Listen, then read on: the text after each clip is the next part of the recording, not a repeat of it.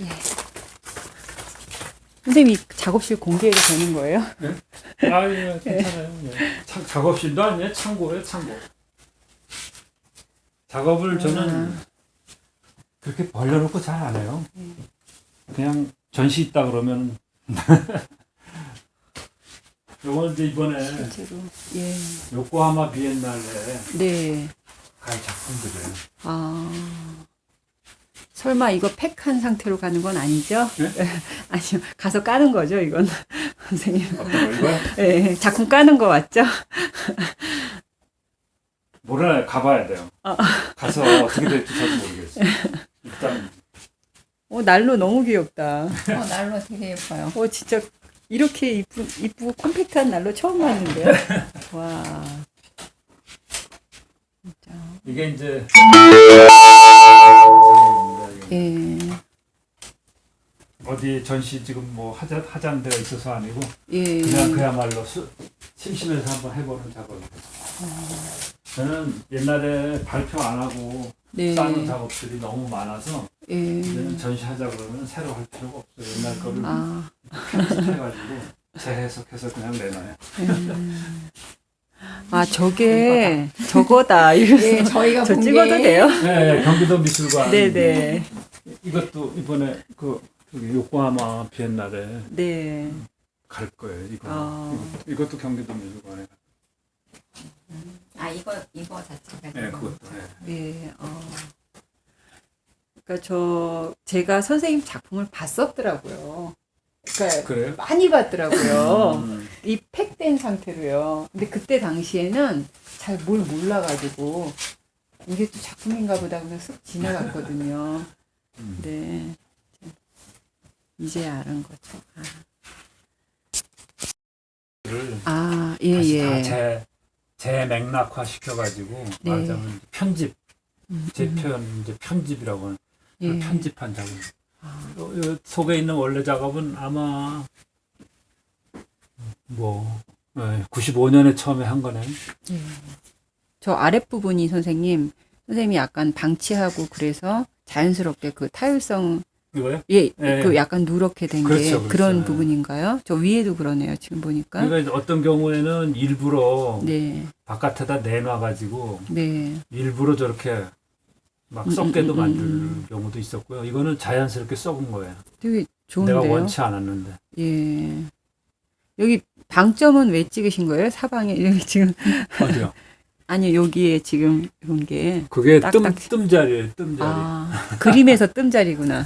네, 뜸을 뜬 거예요. 예. 그렇구나.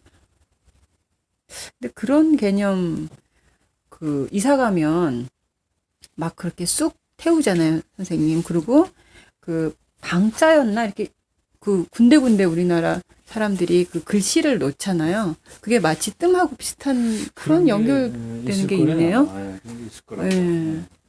와, 이것도 작품이다. 이것도 지금 진행 중인 작품이에요. 아직은 다 그래요? 완료가 안 돼. 예. 저 드로잉의 대상은 선생님이신가요? 배종원이라는 친구예요. 아, 저걸 이제 유화로 좀 올리고 싶은데 아직 안 하고. 저기에서 풀에서 개인전 할 때 내놨던 작업이에요. 이런 작업을 저는 좋아합니다. 이렇게 약간 썩고. 자세히 보니까 선생님 거기 뭐라고 써 있어요? 예, 써 있고 그림도 예. 그 안에 많이 있죠. 서바이브? They will survive라고 썼을 거예요. 아마. 예. They will survive. 자세히 보면 거기 저기 얼룩도 있고. 얼룩도 있고 풍경화예요. 풍경화. 네. 그러네요. 집도 두 채 예. 있고. 예. 이게 내가 2009년 받았을 때 네. 몽골 랜드아트 비엔날레 응모를 해가지고 됐어요. 네. 그래서 거기 가서 한 2주 정도 고비 사막에 가가지고 작업을 했거든요. 네. 그때 거기서 드로잉 해가지고 온 거예요. 고비 사막. 네, 이게 고비 사막 풍경을 그린 거예요. 네. 이게 몽골 사람들이 사는 겔레. 예, 걔를. 그래서 드로잉하고 그에다 뭘 막 기름 같은 것도 막 바르고 그래가지고 일부러 누렇게 뜨게 만든 거예요. 예. 액자랑 너무 한 몸이 되었는데요. 이 액자도 그래서 예, 특별히 구해온 거예요. 아, 여기에 맞는 액자 이런 것들도 아, 액자를 저 황학동 우와. 시장 가가지고 네네. 뒤져서 그 한때 요즘은 또 안 해요. 멋지다. 이게 지금 벌레도 있는 것 같은데? 네. 불고기예요? 아니 저기 비틀어진 자벌레, 나뭇잎? 자벌레. 어. 자벌레가 콩줄기에 지금 매달려가지고 음. 이동하는 장면을 그린 거거든요. 선생님 드로잉 진짜 좋으시다. 아, 그래요? 예. 글씨도 엄청 잘 쓰시는데요. 한자도. 뭐라면 자벌레가 뭐라고 썼나요? 자벌레가 몸을 구부림은 다시 펴기 위함이요. 그런 뜻이군요. 척획지굴은 이구시냐오. 이게 정역에 나오는 얘기예요. 예. 그러니까 이제 우주에 예. 가을이 왔다는 거죠. 이제는 겨울이 된다는 거예요. 몸을 구부릴 때가 세계사적으로 우주론적으로 지금 이 우주가 이제 구부릴 때 뭔가 이렇게 성장 발전이 아니라 수축할 때 네. 그게 이제 정역의 가르침이거든요. 그래서 이렇게 이제 가을이 와서 다 이제 열매가 맺고 이제 수장이 되는 시기지. 네. 발전. 그러니까 경제 발전을 지금부터 꿈꾸고 뭐 부국 강병을 꿈꾸는 거는 우주를 거역하는 일이라는 거죠. 그 자벌레가 몸을 구부리듯이 구부려 그런 내용이에요. 이게. 사람들이 구부리는 거를 못 받아들이잖아요. 그렇죠. 우리나라 같이 특히 예, 예. 성장 중독증이 아직도 있는 나라는 잘 안 돼요. 제 작업은 주로 이렇게 좀 잘 눈에 안 보이는 작업을 그동안에 네, 한참 예. 무의식적으로 해왔는데 이제 그거를 내 나름대로 이제 해석을 하자면 이제 뭐 여러 가지 이유가 있겠죠. 여기도 글씨가 많이 있어요. 아 여기 그러네요 진짜. 뭐 여기 보면 정치적 혁명보다 어려운 것이 문화적 혁명이다. 맞아요 선생님. 작업에 나온 그 지워져서 안 보이는 거예요 그냥. 나도 읽을 수가 없어 이제는. 전 이 말이 너무 좋은데요. 왜냐면 우리나라가 문화적 혁명이 이루어지지 않아서 지금 이 상태인 것 안 같아요. 돼요. 정치적 혁명은 네. 이루어져도 다시 실패하게 돼 있어요. 예. 그래서 이거를 이제 화면에 쓰여진 글을 위에다 이렇게 정리해가지고 이 위에다 이렇게 털컥 붙이는 거예요. 아. 그런 작업을 해보려고. 예. 저도 뭐 진행 중인 작업은. 근데 선생님의 작업은 제가 보면은 그냥 개인적인 의견이긴 한데 그 본능적으로 예술가가 자기 작업을 이렇게 뭔가 그 보기 좋은 형태로 그런 것이 있잖아요. 근데 생각의 과정을 담는 게 아닌가 이런 생각이 좀 들더라고요. 그 예전에 그 신촌의 뭐 겨울에 있어서 그거 네, 신촌의 역시 그건 역시 작품의 그것보다는 과정을 다 이렇게 제안하고. 그렇죠. 그때 사실 민화하고 같이 한 작업인데요. 민화랑 그 팀들이. 예. 그때가 이제 걔네들하고 가깝게 지내면서 뭔가 이렇게 개념적인 작업이면서 정치적인 작업을 한번 내가 시도해 본 게 그 신촌의 겨울이에요. 그 작업을 민화가 가지고 있다가 예. 내가 맡겼거든요. 야 이거 네가 맡아줘 그랬더니 수십 년 동안 가지고 정말 있다가 좋은 나한테 친구야. 돌려줬어요. 아 돌려주셨어요? 작년 재작년인가 그래가지고 아주 또 반갑더라고요. 그거 그때 발표할 때 사람들이 이게 작품이야라고 많이 얘기했을 것 같아요, 선생님. 예, 그것이 예. 1980년인가 81년에 있었던 예. 청년 작가전에 냈는데 네. 그때 저는 정말 거기 서 있을 수가 없었어요. 너무 비난이 욕을 많이 먹었어요. 비난이 그랬을 것 같아요. 너무나 많은 사람들로부터 비난을 들어가지고 예. 여기 있네요. 이게 민화 글씨체입니다. 예. 작업. 그래서 이렇게 내가 와. 그냥 종이로 줬는데 민화가 이렇게 깨끗하게 깨끗하게. 이렇게 보관을 해가지고 있더라고요. 선생님 거 찾아보면 이게 거의 그 앞에 뜨더라고요. 이게 네. 되게 중요한 나는 며칠 작품. 전 최철한 예. 이거 지금 보면 너무 재밌어요. 예. 철한이 얼굴 좀 보세요. 민화 얼굴.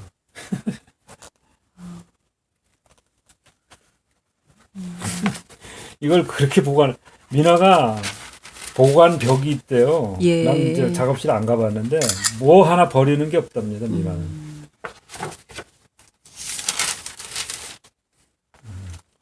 저는 굉장히 내 삶은 굉장히 평탄하게 살았습니다. 사실 미나처럼 네. 그렇게 다이나믹하지 않고 이때 내가 이대부중 미술 선생님 있을 때 네. 그 미대부중 그 반골적인 선생하고 맨날 학교 앞에서 술 마시고 농구하고 그러던 시절 이야기죠.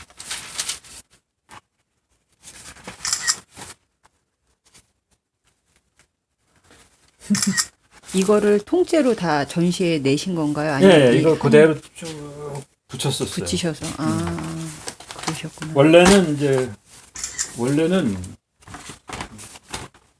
그 누구죠? 민화의 선배인데 네. 마임하는 김성구, 이성구 네, 네.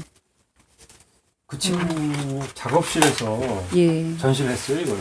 어, 그랬다가 이제 내가 다시 이거를 저거에다가 한 거예요. 예. 그 80년 미술관에 두 번째 발표한 거죠. 천천히 조심. 그래서 경기도 미술관에 발표한 건 세 번째 발표가. 저 잘 보관하셨는데 넣고 그러게요. 보다가 구겨질 것 같은. 선생님 천천히. 예, 예. 한 장씩 넣을까요? 예, 예. 어디가 자꾸 구겨지네. 예. 나중에 이거 영상 보시면 혼나시는 거 아니에요? 그 저희 작가 모임 때 이거에 대해서 질문을 좀 할게요. 예. 신촌이 궁금한 게 있어요. 이게 왜 정치적이라고 얘기하는지 사실 저희는 내용을 모르니까 예, 예. 그 부분을 조금 펼쳐주셨으면. 첫 장밖에 사진이 안 남아서 예, 사람들이 제가 정치적인 미술에 대해서 고민을 엄청 많이 했어요. 예. 몇 년 사이에 글도 많이 써놓고. 근데 주로 뭐 랑시에르 이제 글하고 그다음에 시인들 중에 신보선이나 진은영 같이 시와 정치에 대해서 고민하는 그런 사람들 글 중심으로 내가 고민을 참 많이 했습니다. 그래서 정치가 과연 무엇인가. 예, 그래서 그 랑시에르가 또 진은영, 뭐 신보선 이런 사람들이 아주 정교한 사색을 통해서 만들어놓은 이론을 제가 이제 이렇게 나름대로 이제 받아들이고 있어요. 그 정치 미술에 대한 그 나의 견해는 그 사람들의 책을 읽어보면 그냥 그게 답이에요. 그리고 제 블로그에 다 있고요. 그게. 블로그에 내용이 너무 많더라고요. 너무 많죠. 예, 예, 예. 그래서 만약 질문이 나오면 좀 그래서 네, 네. 그냥 블로그 요 부분을 읽어봐 주세요. 예, 공부가 너무 많이 되겠던데요. 그리고 저희들에 대해서도 이제 물레동 작가에게 보내는 그걸 읽는데 네. 제가 읽으면서 선생님이 저희를 공부시키려고 하는구나. 글 속에서 그게 느껴지더라고요. 젊은 작가들을. 그래서 되게 감사했어요. 새벽에 그 글을 발견을 했는데 네. 마치 그 거대한 인터넷에서 어디 그 글을 딱 짱 박아 놓고 자 내가 썼으니까 봐 이런 식의 그래서 근데 지금 올해부터 세월호 참사 이후라고 봐야 되겠네 정확하게는. 예. 지금 아무것도 못하고 있어. 책도 못 읽고 책은 그냥 소설책 읽어요. 그래서 글을 너무 못 쓰겠어요. 큰 사건이어서 네, 그래서 그러신 거죠? 그게 내가 뭐 각별히 뭐 진짜 세월호에 대해서 뭐 이렇게 그 아이들의 죽음에 대해서 뭐 그렇게 애들 목졸하고 진짜 내 자식 죽음처럼 그렇다기보다는 이 시스템이라든가 이런 것에 대한 절망이나 이런 것 때문에 그냥 아무것도 지금 거의 그냥 이제 마비 상태예요, 제가 지금. 그래서 아무것도 못 하고 있어요. 그래서 그러면서 이제 뭘 그래도 좀 이게 도대체 어떻게 해야 되지 이 사태를. 네. 그래서 우연히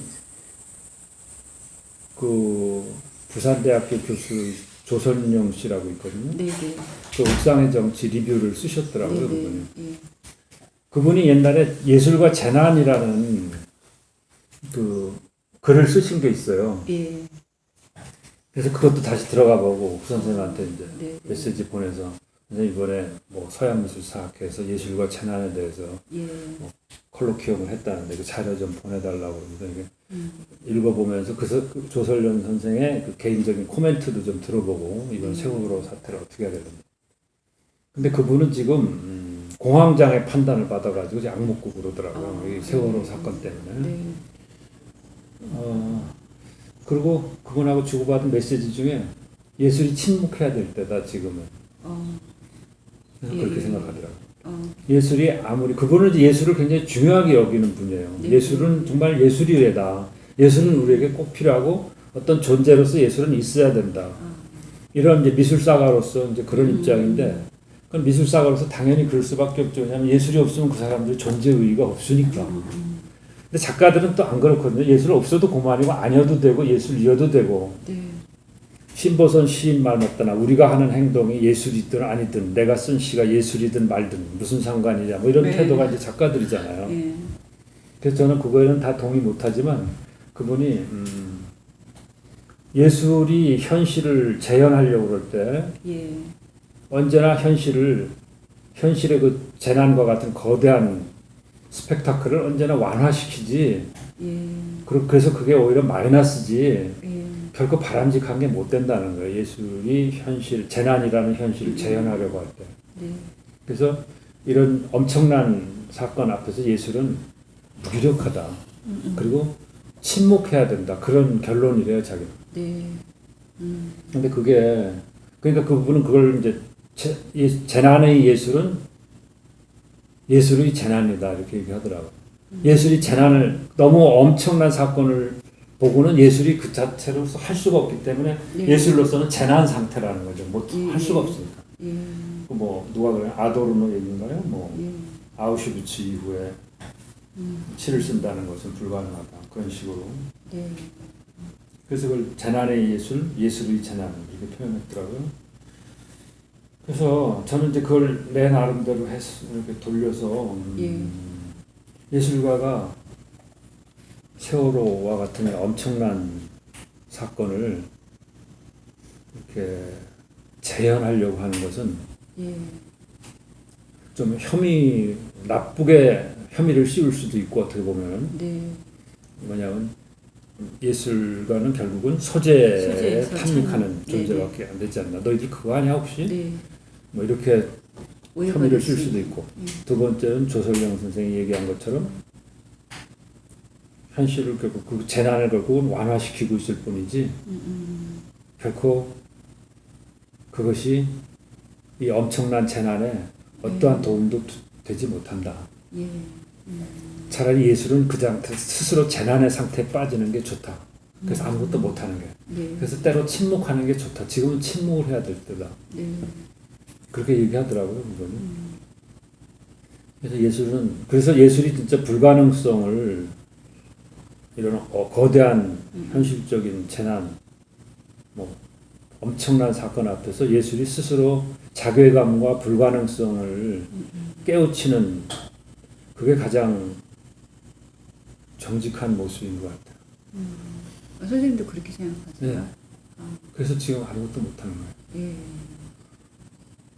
마비가 왔기 때문에. 그분은 예. 조선영 씨 스스로 지금 공황장애가 걸렸어요. 굉장히 예술가도 이론가로서 굉장히 정직한 거죠. 네. 정직한 삶을 사는 거죠. 많은 그 작업하는 사람들이 그런 상태에 있는 사람들을 여러 명 봤어요. 근데 그 예술의 어떤 그런 사회 순기능적인 기능은 없는지 그런 재난 상태일 때 저 같은 경우에는 큰 애가 대학교 1학년이고 작은 애가 4학년이에요. 엄마예요. 그럴 때 이게 소재주의로 흘러가는 게 아니라 보통 다른 사람들은 깃발을 꽂고 밖에 광장에 나가지만 제가 제일 잘할 수 있는 게 작업으로 얘기하는 거고 그 진실 규명에 한 발짝 더 다가갈 수 있다면 제가 소재주의에 빠지는 그 오해를 받더라도 그렇죠. 저는 네. 하고 싶다는 생각이 들었거든요. 맞습니다. 저는 그걸 갖다 제안하는 분들을 예.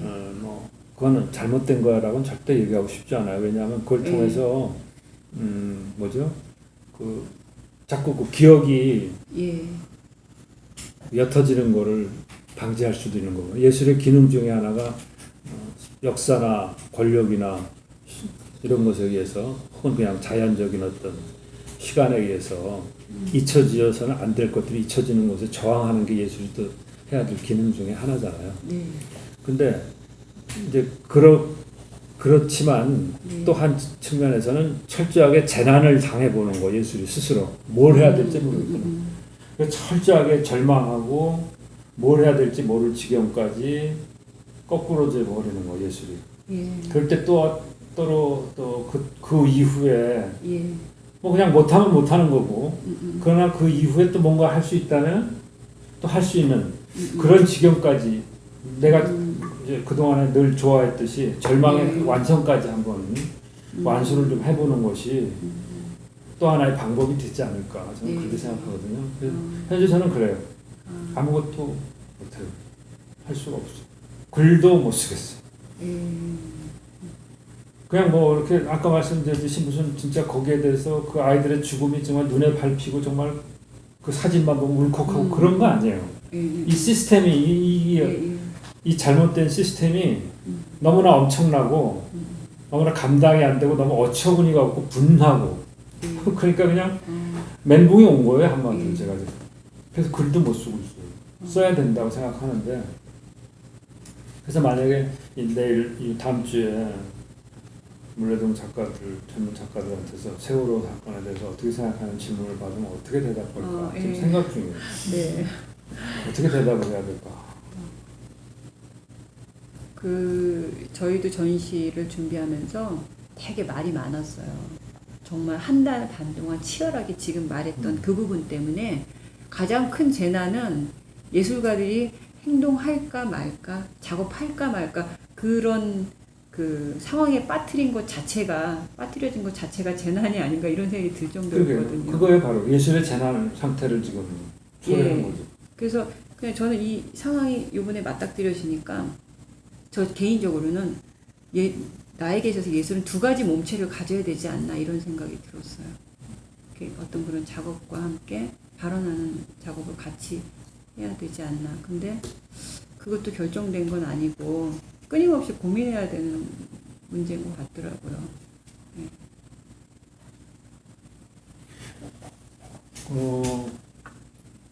다음 주 금요일 날 제가 준비한 거는 그 물레동 작가들을 위한 대담 준비도 원고 이렇게 쓴 거 있죠. 그건 그냥 작업 얘기예요. 정치적인 예술로 본 나의 작업. 이유한 얘기도 나오고 모노와 이유한 랑시에르의 정치란 무엇인가 뭐 그런 얘기를 하고 그걸로 이제 마무리를 짓거든요. 근데 왠지 그게 좀 미흡하다는 생각이 자꾸 조금씩 드는 거예요. 그 원고가 내가. 그래서 어떻게 했으면 좋을지 그분들이 진짜 뭐래도 어쨌든 이렇게 소중한 만남인데 소중한 자리고 그냥 뭐 내 작업 얘기만 하고 끝난다고 했을 때 나에 대한 내 작업을 내가 해석하는 모습만 보여주는 게 무슨 의미가 있을까 그런 생각도 들고 그래서 어떻게 쓰면 좋겠는지를 좀 나중에 메일이 됐든 뭐가 됐든 주시면 한번 또 더 다른 걸 한번 생각해 볼게요.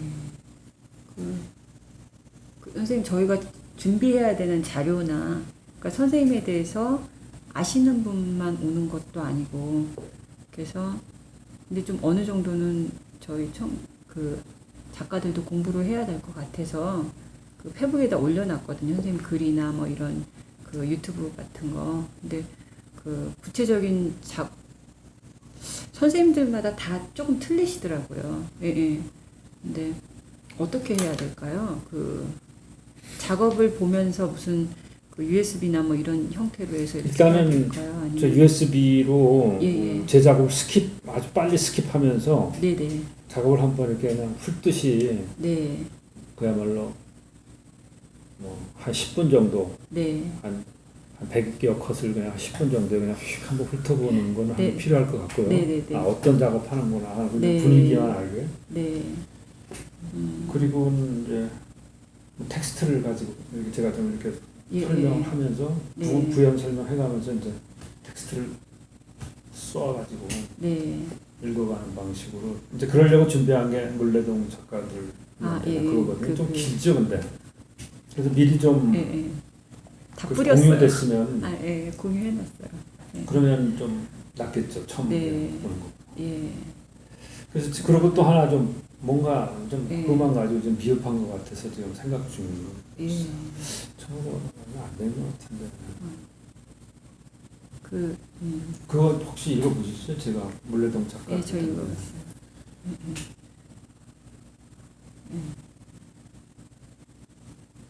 거기에는 뭐가 빠진 것 같으냐면 네.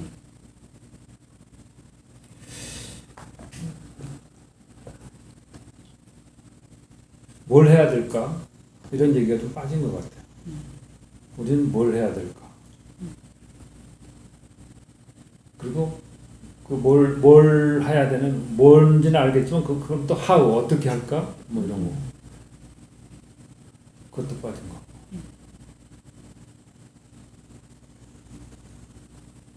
근데 사실은 아까 중요한 얘기를 사실은 했거든요.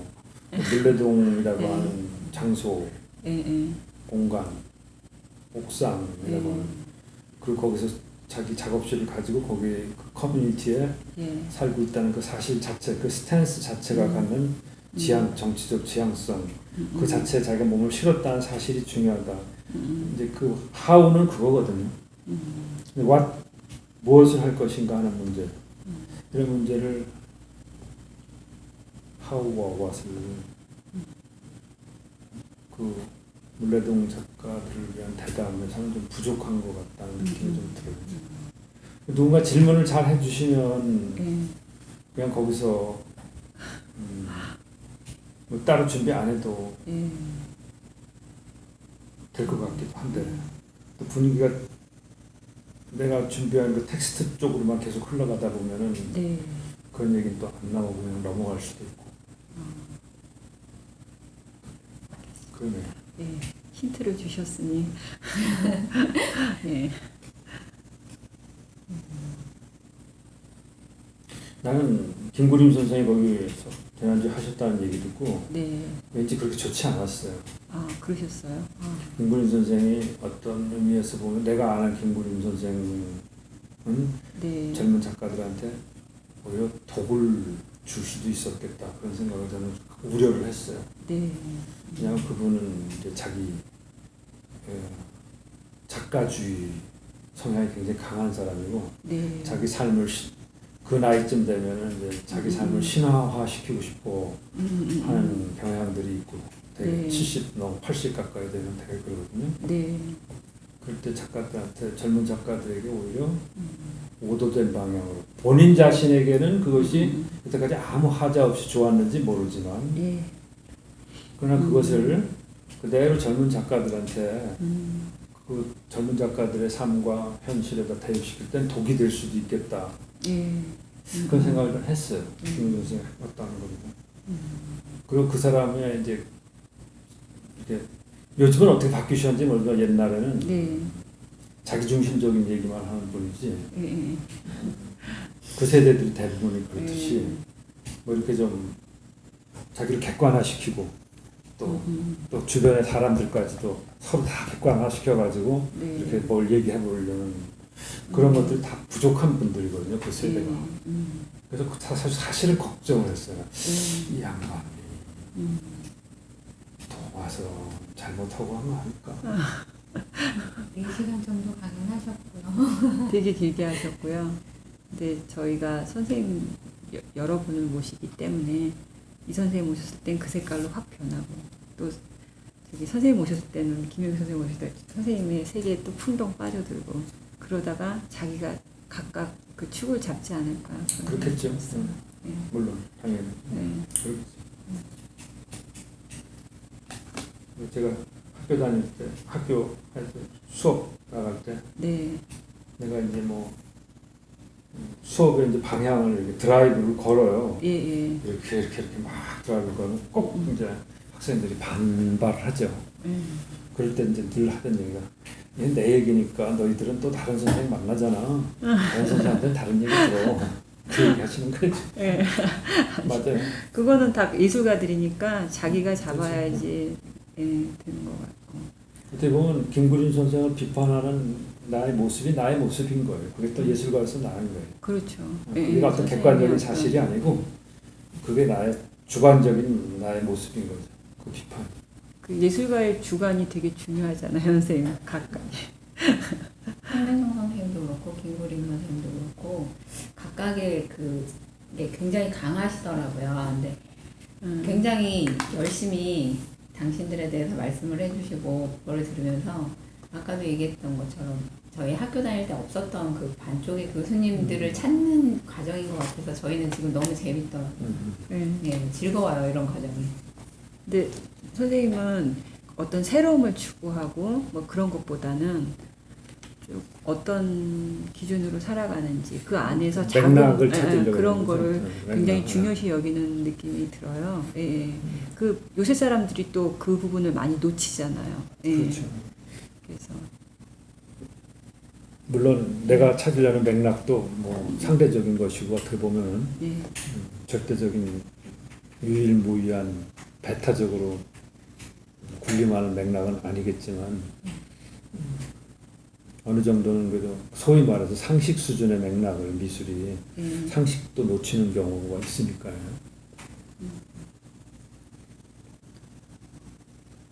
그런 정도 생각하는 거죠. 제가 맥락을 찾아보겠다고 하는 거. 선생님 두건이 엄청 멋있어요. 잘 어울리시 두건이 되게 잘 어울리시는 아, 예, 것 머리를 같아요. 요새 기르는데 내가 네. 머리 자르기도 귀찮아서 예. 흘러내려가지고 예. 아, 지금 기억이 나는데 편해요. 아주 모자보다 훨씬 편하고 예. 툭 들어가고 가볍고 남자가 두건이 이렇게 잘 어울리는 건 처음 봤는데요. 너무 편해요. 이게.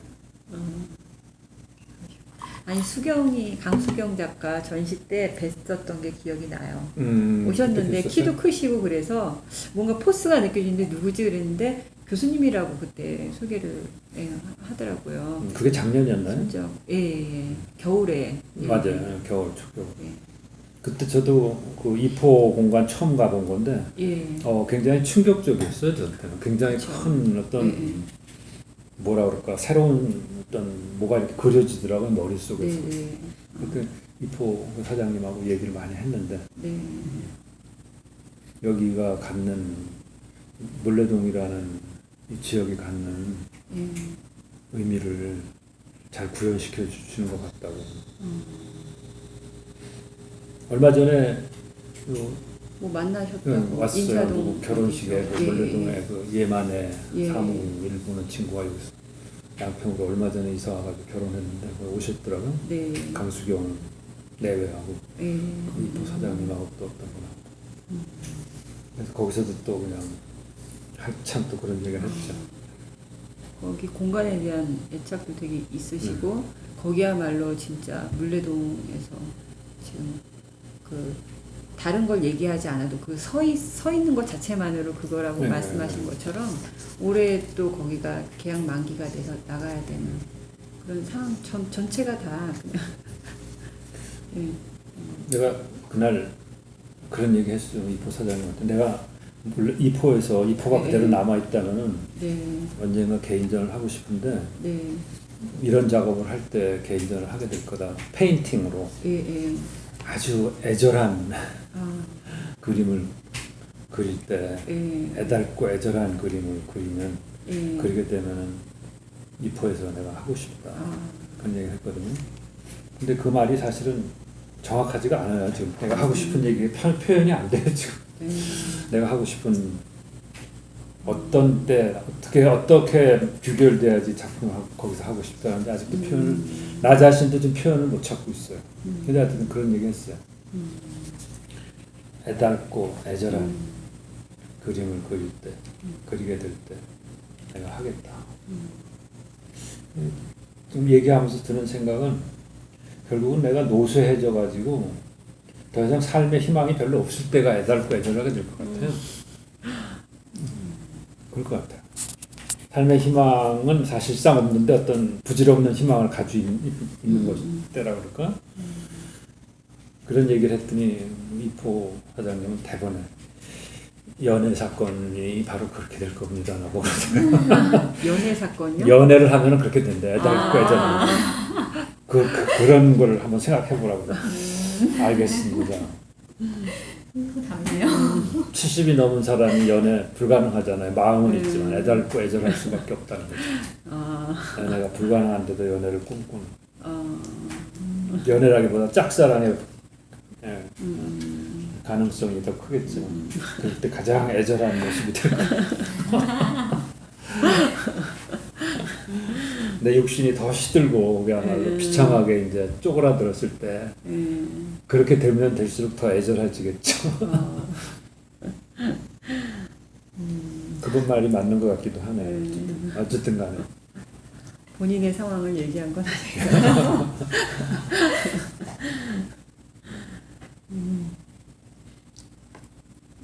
내가 그 좋아하는 시 중에 예.